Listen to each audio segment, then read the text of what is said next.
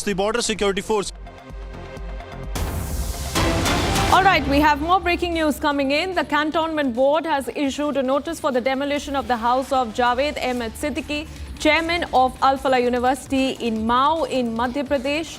If the encroachment is not removed within 3 days, the Cantonment Board of Mao will take an action of demolition against the Al Falah chairman. This is the big breaking news that we are getting in at the moment. More and more instances of crackdown on the larger players of the 10/11 Delhi blast conspiracy case. On the left of your screen is the picture of Javed Ahmed Siddiqui, the Al Falah chairman, who is now in custody.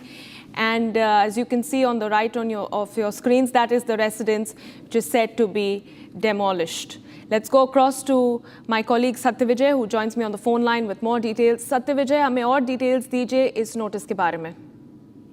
जी हम बिल्कुल देखिए, Delhi blast में आतंकी डॉक्टरों की पनाहगार रही फरीदाबाद की अल फलाह university के जो चेयरमैन हैं जवाद अहमद सिद्दीकी, चूंकि इनका पुश्तैनी मकान मध्य प्रदेश के इंदौर से सटे महू में पिछले लंबे समय से है और कई बार प्रशासन ने महू स्थित इस बहुमंजिला इमारत को अवैध बताया है, इनलीगल कंस्ट्रक्शन बताया है। इसको लेकर जिला प्रशासन ने कल यानी कि 19 नवंबर को फिर से एक नोटिस दिया है और इसमें साफ तौर पर लिखा है कि अगर 3 दिन के अंदर जवाद सिद्दीकी जो कि अल फलाह यूनिवर्सिटी के चेयरमैन भी हैं और इन पर काफी गंभीर आरोप लगे हैं क्योंकि जिन आतंकियों ने ब्लास्ट किया है वो सब इन्हीं की यूनिवर्सिटी से जुड़े हुए थे, तो अगर ये अपना अवैध कंस्ट्रक्शन नहीं हटाते हैं तो उस पर बुलडोजर एक्शन होगा।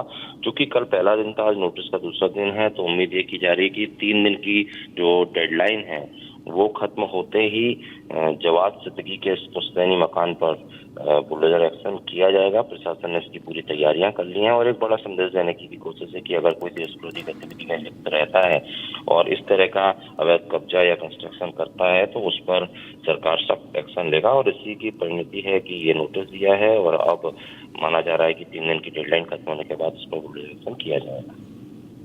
जी सत्यविजय, हमें ये पता चल रहा है कि जो अथॉरिटीज़ है उन्होंने नोटिस इशू किया था जावेद अहमद की फैमिली को कि ये जो घर बना है ये इलीगल ज़मीन पे है। क्या कोई रिस्पांस कभी आया था इनकी फैमिली की तरफ से? देखिए, जो अल फलाह के चेयरमैन हैं जवाद अहमद सिद्दीकी, उसके जिस बिल्डिंग पर अब बुलडोजर एक्शन होना है वहां पर 2 से 3 बार पहले भी नोटिस दिया जा चुका है, लेकिन किसी तरह का कोई जवाब नहीं आया।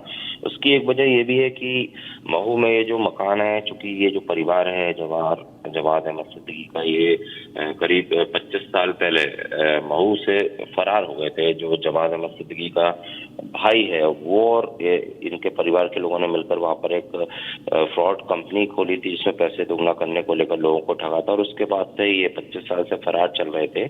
इनके बारे में कोई जानकारी मध्य प्रदेश को नहीं थी। हाल ही में जवाद सिद्दीकी के भाई को हैदराबाद से अरेस्ट किया है और दूसरी तरफ ईडी ने जवाद अहमद सिद्दीकी पर जो कार्रवाई की है, इसके बाद प्रशासन ने फिर अपनी फाइलें पलटी और पाया कि ये नोटिसों के जवाब नहीं देने के चलते ही अब ये सख्त कार्रवाई का निर्देश दिया गया है। जी सत्यविजय, धन्यवाद हमारे साथ जुड़ने के लिए, हमें वो डिटेल्स देने के लिए।